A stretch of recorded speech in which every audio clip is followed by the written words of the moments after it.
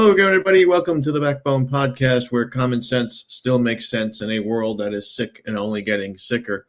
And of course, after yesterday's horrific tragedy, that bloodbath that occurred in Midtown Manhattan, we are finding out more and more and more about who this vermin was, why he may have done what he did. And we'll probably get into something like that maybe sometime later this week. As more and more stuff begins to come out, they found a suicide letter. It's a couple of pages, maybe 2 or 3 pages, where he claims to have CTE, and he wasn't an NFL player or even a college player. He was just some kid who played high school football, and that was that. But we don't know how he got to how he came to do what he did. We just don't understand why, and where he got the weapons from. Supposedly, this guy was, well, not supposedly, he is mentally disturbed, but he had mental issues, and the state of Nevada still granted him a concealed weapon license, which is beyond me. I don't know how you give anybody that if they have any sort of mental issues. I mean, the police even took him to the hospital a few times. You should lose your rights to a handgun automatically the minute you have one mental disturbance. But we're not going to be talking about that today. We are going to be talking about some other outrage, some incredible outrage today that just makes you wonder about people and society, the young people today. You know, a couple of weeks ago, I was at a bar with a few friends, and I said the word retarded out loud, just talking to the guys I was with. And a guy across the bar must have heard me, and he says, "Hey man, the R word is offensive. I have 3 of those in my family," which made me chuckle because, he kind of looked retarded himself. But, like, at my age, the generation that I'm part of, the time that I grew up in, you called somebody retarded, it was just basically like, whatever, it just went in one ear out the other. Was like calling them stupid or dumb. But now these kids are this generation Z and millennials and whoever the fuck else you want to talk about, they're so sensitive and so weak and feeble that anything and everything will bother them. The case in point is this latest American Eagle advertisement with the lovely Sydney Sweeney. As you can see here, she looks absolutely amazing. Now, this ad caused so much controversy, and I can't figure out why. Until I started watching some videos of these TikTokers, or whatever you want to call them, complaining. And if you look at every single one of these women complaining, and they're mostly all women, they are all horrible looking women. They are all pigs, cows. I don't even want to insult pigs and cows because most some pigs and cows are cute. These bitches are just horrific monsters, covered in tattoos, piercings all over the place. The ones with the one with in the nose there that looks like, the one you put on a bull. I mean, how they can try to insult this girl here. It takes a lot of chutzpah, if you ask me. But they do, because they have a platform and they have freedom of speech. But apparently,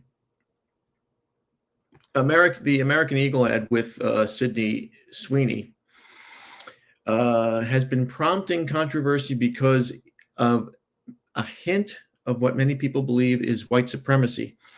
Many people on the left, the lunatic left, believe that her ad suggests jeans that she's selling, blue jeans, JEANS, is not what she's talking about when she says that she has superior genes. They think she's talking about GENES genes. Now, the controversy began. Let's go back to the beginning. The controversy began when Sydney Sweeney appeared in this American Eagle ad, and she jokes about having great genes, which is a play on the word, right? The actress is seen in a classic American setting, right? She's fixing a car, she's rubbing her hands on her ass, right? The camera's focused right on her ass. That's what gene commercials do. She flashes the brand's insignia, and the tagline reads, Sydney Sweeney has great genes. Geans. But the campaign plays on the word genes, Genes, as Sweeney herself is seen in the video replacing the word on a billboard, replacing the word genes, Genes, with, Genes, with the word jeans, Jeans, and she's using red paint to do it. Now, in the voiceover, Sydney Sweeney says, and I quote, genes, biological genes, are passed down from parents to offspring, often determining traits like hair color, personality, and even eye color. My genes, as in the clothing, are blue. Now, this everybody went apeshit when she said this. White women went apeshit when she said this. And of course, we all knew that black women would get upset because, listen, you're not going to find a black girl that's going to compete with this. You're just not. I mean, beauty's in the eye of the beholder. This is not in the eye of the beholder. This is just straight out. This is what Michelangelo would carve out of marble. Botticelli would paint her. Botticelli's not going to paint Doja Cat or, who was that big fat black girl that was popular for a little time? They ain't going to paint her. Now, the ad went viral extremely quickly. And not for the style of the jeans or how the jeans looked. Critics were calling it out as tone deaf, promoting whiteness, promoting thinness. Yeah, we need to get thinner. You know what? We have too many lard asses in this world, in this country. We need to get thinner. And even promoting eugenic ideology. That's what their claim is. Now, some people on the right side of the aisle are clapping back. Megyn Kelly has said, and I quote, people are upset because it's about who gets to be the face of America's best genes, Genes. They think it's no accident that they've chosen a white, thin woman because you're, I guess, not allowed to celebrate those things in any way, shape, or form. But they're completely ignoring the reference to her body, which is the thing she's famous for. It's absurd. And that's kind of true. Sydney Sweeney, I don't think I've ever seen her in a movie, but I don't think she's, you're not going to confuse her for Meryl Streep or Sally Field. Listen, she's this decade's Megan Fox. Megan Fox, like 20 years ago, was the hottest thing on the planet. She was super duper hot when she was in her 20s. Now she's in her mid to late 30s. She ain't there no more. You don't see her Megan Fox as much anymore. And trust me, Sydney Sweeney's 27. When she hits 37, you ain't gonna see her much more either. It'll be somebody else to replace her. Now, the backlash stems from the phrase great genes, biologically speaking, which critics say carries historical links to white supremacy and eugenic ideas. But what people don't understand is, what lefties and Democrats and progressives don't understand is that their champion, historically, the guy who was president of Princeton and a former president of the United States, Woodrow Wilson, who was a liberal progressive Democrat, very liberal, very progressive, and very Democrat, he was in favor of eugenics. He pushed eugenics. He wanted to kill and get rid of people with Down syndrome, people who are born with ailments, And there were even rumors that he thought that black people were inferior, eugenically. What do you have to say about that?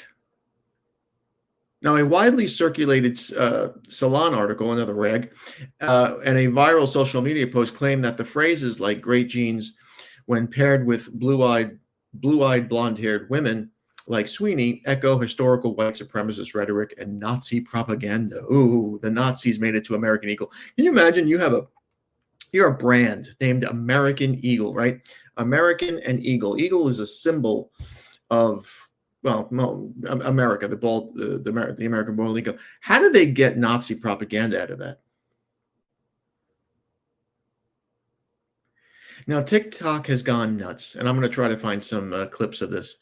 One TikToker commented that a blue-haired, and I quote, blonde-haired, blue-eyed white woman talking about her good genes, that's Nazi propaganda. That's insanity. That's absolute insanity. Now, I want to show you this clip of this woman who just goes to show where we are in the world. And let me see if I can find this here. Let's see. Here she is. All right. Let's give homegirl her little bit of fame here. She is crying. She's absolutely crying, and she can't handle this. She can't handle the fact that there's a beautiful, gorgeous white woman on here, and nobody wants to look at her. Anyway, let's see what homegirl has to say. Me too. And I don't know why. Maybe because it's just so blatant. I keep thinking that people just are not going to believe us until we're hung out there. But then even then, I feel like they'll be like, oh, no. Kind of like they are with. I see the same perpetual self-imposed victimhood. You know, I did a post about saying, hey, like, these are the action steps that we really need to see from the good whites. Where I said, I need protection. Put my cash out. And she goes, well, would you just rather white women just not follow you at all anymore? Because and I'm like, yeah, definitely unfollow me. If you thought you being here and clicking a follow button was doing me a favor, same as that one guy, whatever his name was. Descendant of the oppressor. He's like, well, Lindsay still does a good job and I appreciate her work and labor, so I'm going to still follow her. No, definitely unfollow me. If you are any type of person, but especially a white woman who's coming to this platform thinking you're doing me a favor by clicking a follow button, leave now. Okay. You got it, baby. You got it. Now, see, there it is. There is the white guilt, right? You're not helping me. You owe me. Go to my Cash App. She threw that out there. Go to my Cash App now if you want to support me.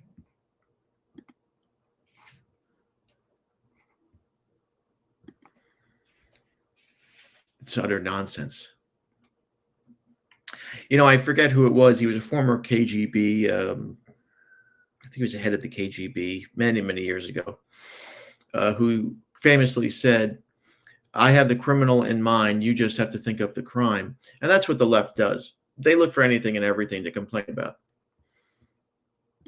If this was a white woman with jet black hair and blue eyes or green eyes, and she said the same thing, they would complain about jet black hair and green eyes. If it's white, it's wrong.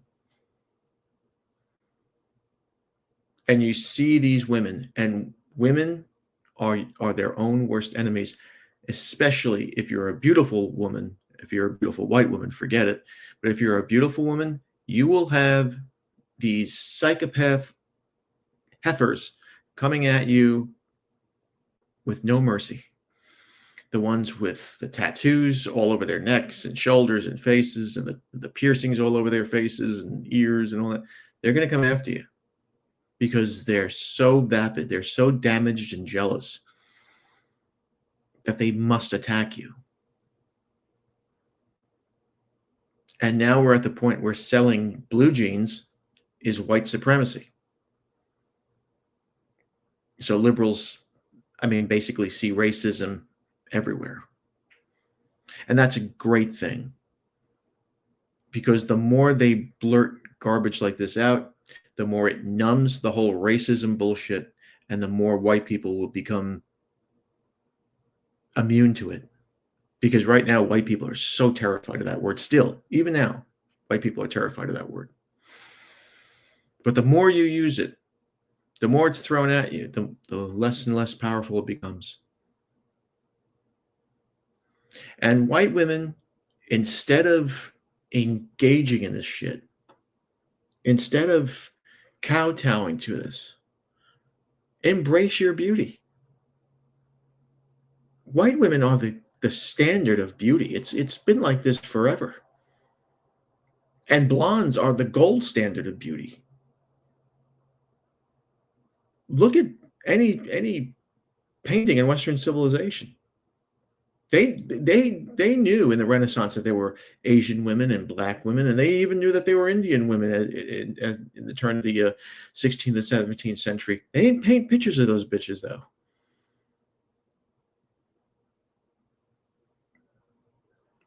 Because when they saw a beautiful girl from France, or a beautiful girl from Italy, or a beautiful girl, a German girl, they saw the standard of excellence there. Advertising, Hollywood in the old days used to see the standard of excellence there. You wouldn't see this, these actresses, half these actresses today in Hollywood wouldn't even make it to the screen back in the 1950s. I mean, who's that? Zoa, Zamail, Zadelda, whatever. She looks like a little boy. You're going to compare her to Marilyn Monroe? Or Ingrid Bergman? Yvonne DiCarlo? Jane Russell? I mean, you got to be kidding me. Sophia Loren, Gina Lollobrigida, are you nuts? An American Eagle putting on a beautiful blonde, blue-eyed white woman is such a terrible thing. But yet Ulta, a makeup store that my kids spend a fortune in, they have a dude with a beard and a dress as their campaign, as the face of their campaign.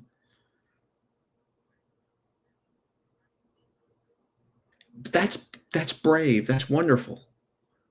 That's where we are now. That's the insanity that we're involved in here. You know, in the 1980s, there was a extremely gorgeous girl. She was very, very young, who was probably the most famous face in the world at that time. She was extraordinarily gorgeous. And she, as an older woman today, I think she's only 10 years older than me, frankly, she's still gorgeous and still beautiful. And her name is Brooke Shields. Brooke Shields, I believe, was like 13 or 14 years old when she did this, at that time, controversial commercial for Calvin Klein. Now, the commercial was her laying down, sort of like Sydney Sweeney was, lying down and saying that in these very tight jeans. And she states, the famous quote was, "Nothing gets between me and my Calvins." Now, people back then, and I kind of understood this, people back then, it was a little bit more conservative. This was Ronald Reagan's 80s, said that you can't sexualize a young girl like this, which I agree with.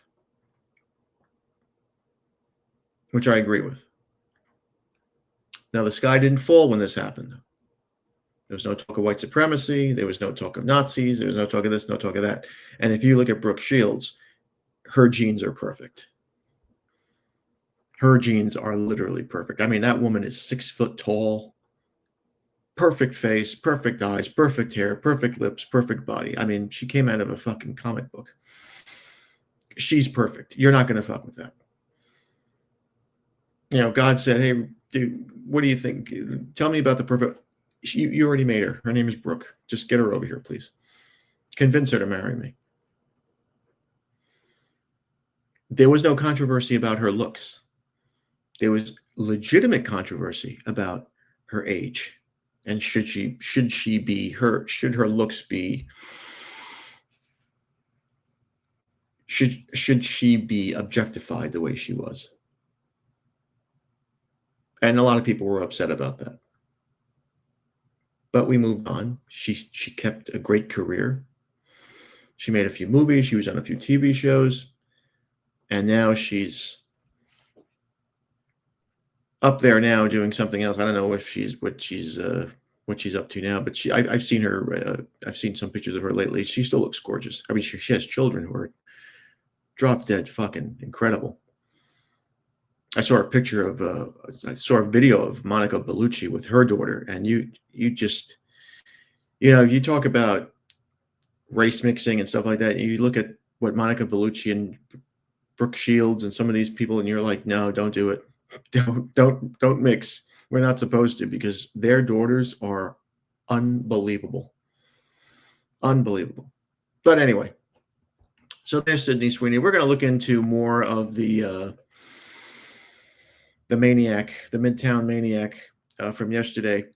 We're going to we'll report what other news is coming out, because it's kind of like a slow week until this stuff happened.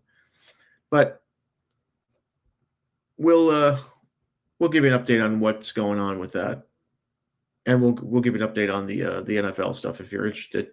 But anyway, how do we leave you? Thank you again for watching. Please like, subscribe, comment, and share. Be careful out there, my friends. Satan is always busy, and he's turning everybody into a lunatic. Be a man, have a backbone, because common sense and masculinity are worth standing up for. We'll see you later.